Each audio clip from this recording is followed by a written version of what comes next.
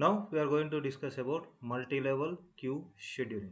So in this particular scheduling, the processes are classified into different groups.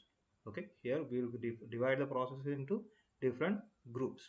And the first point we need to know that the ready queue is to be partitioned into separate queues, several separate queues.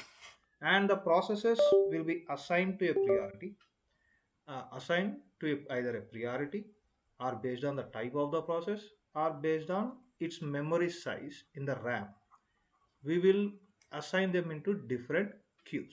Okay, and each queue will have its own scheduling algorithm. That means Q0 will be having FCFS, Q1 will be having round robin, and Q2 will be having some other scheduling algorithm, again FCFS or some other scheduling algorithm. Okay, so it will have its own scheduling algorithm. Every queue will have its own scheduling algorithm after the separation. And let's see here, there are now, let's see this one.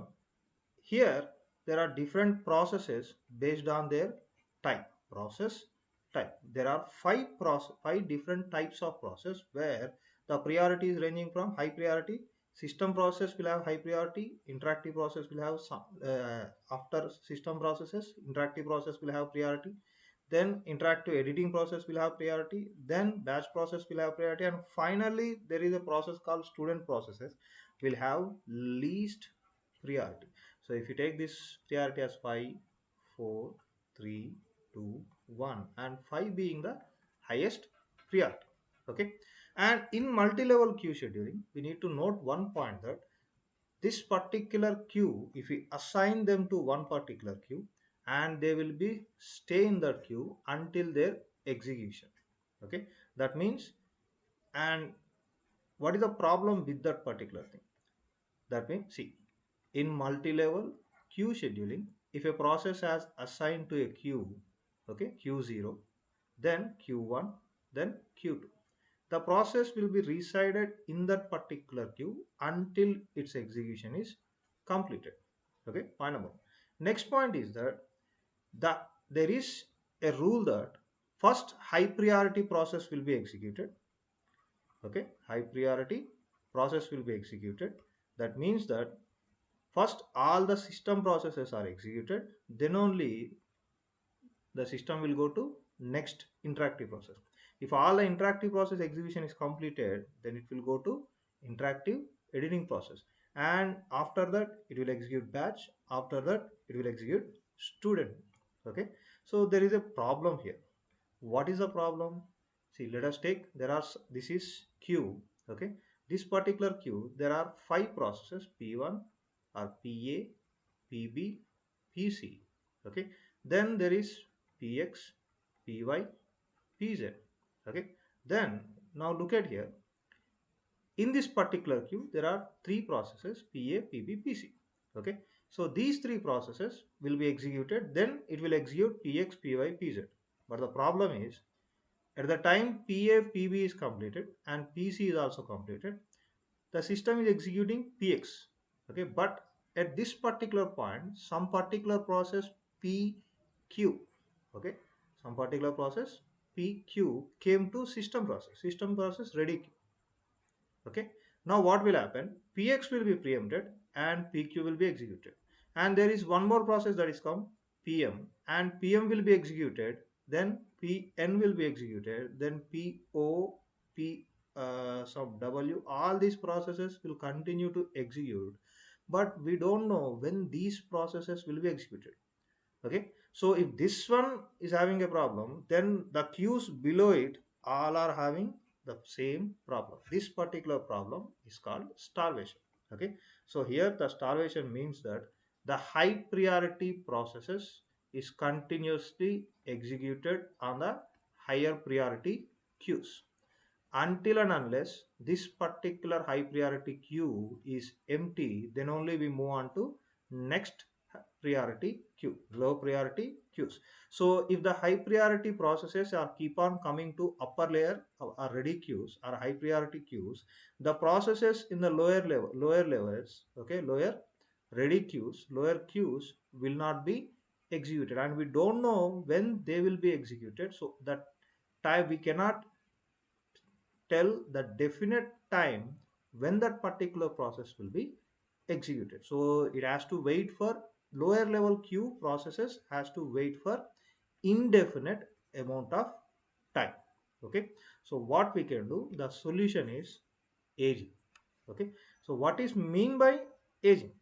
Aging means we will give the problem with multi-level queue scheduling is the processes are assigned to a queue, and this particular queue, okay, the processes are fixed. The processes won't move to lower level queue to higher level queue and higher level queue to lower level queue.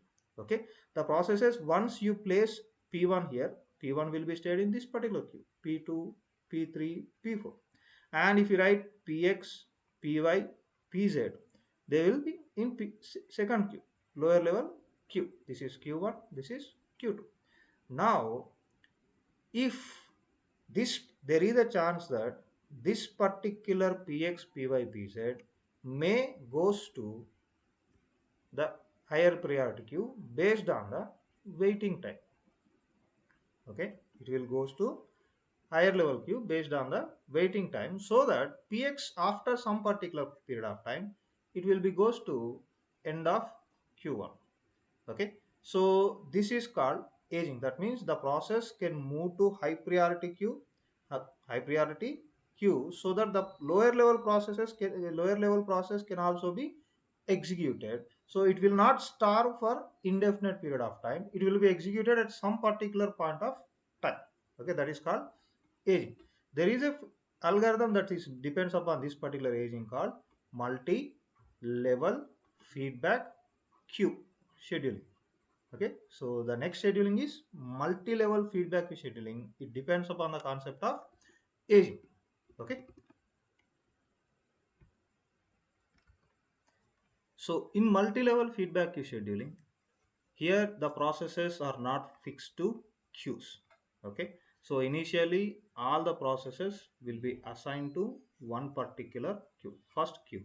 Okay, assume that it is q1. Then the based on the burst times will move that particular process to lower level queues.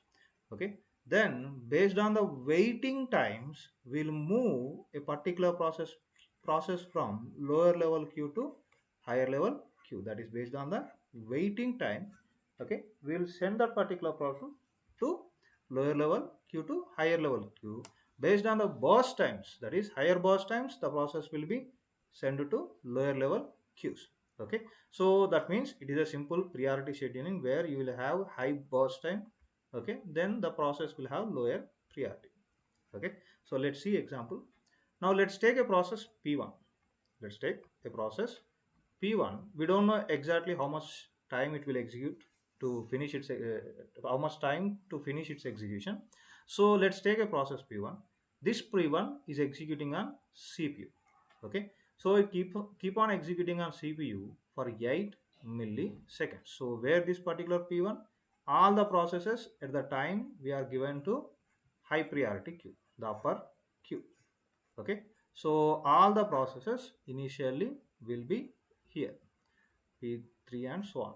Okay, now p1 is executing. If p1 executes for 8 milliseconds, okay, then immediately we'll remove this particular p1 and put it onto lower level queue.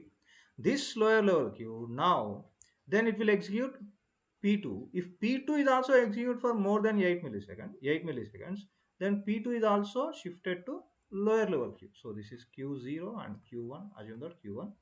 So it will be moved from q0 to q1. Then there is one more process that is come, p3 and p4. p3 and p4. If p3 executes within this particular 8 milliseconds of time, that is 6 milliseconds, 4 milliseconds, 3 milliseconds, then it is finishes its execution. Then p3 will be removed and new processes are keep on coming to upper layer, upper queue.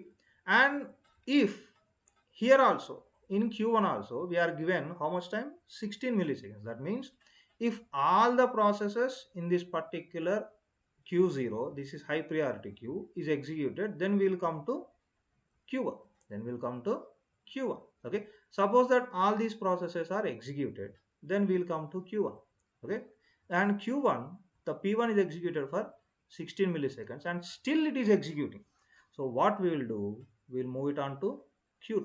We'll move it on to q2. So p1 will be shifted to q2 by removing q1. And here also there are some processes, assume that p works py pz, okay, they are executing in this particular manner. So here we'll take that this is round robin and this is round robin and this is FCFS. Okay.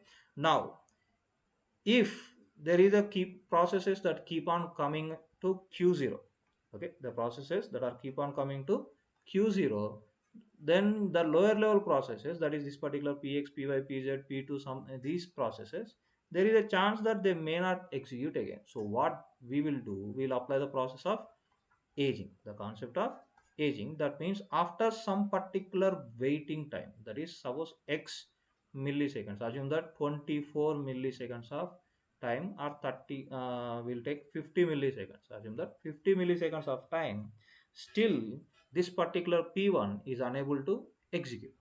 Okay, so what we will do, we will shift this particular p1 to here, and p1 will be here in this queue, and we will give 100 milliseconds of waiting time and still it is not executing. Then we will shift this particular p1 to end of q0, so that the process will move from one queue to other queue, one queue to other queue, so that it it will not, that will be executed at some particular point of time. So it will not wait for indefinite amount of time. Okay, so we'll lower their priority and put it on to lower level queue when the first one is 8 milliseconds.